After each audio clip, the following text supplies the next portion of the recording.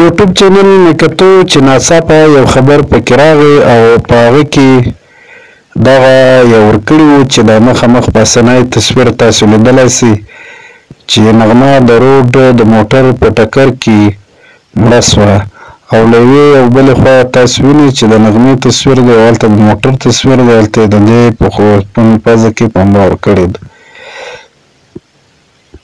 د دې علت څه دی چې داسې جعلي او بې بنسټه خبرونه خلک خپروي.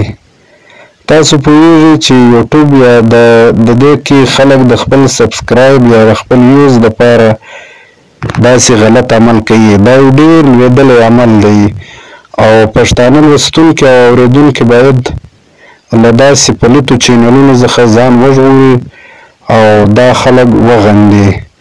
نو موږ ډېر افسوس کوو چې زموږ د هنرمندانو خلاف وخت په وخت داسې پرکنډې یا داسې درواغ خلک پلی لیکه کوي او دا یو ډېر بد عمل دی. یو دا عمل چې څوک کوي هغه به ډېر بې ضمیره بې وجدانه وي.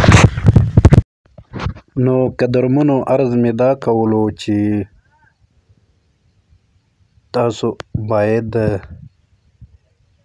له داسې منفي او له داسې بیکاره او له داسې جاهلانه عمله ځانونه وساتئ او دا د دروغو چینلونه دا مه ګورئ او کره معلومات ګورئ.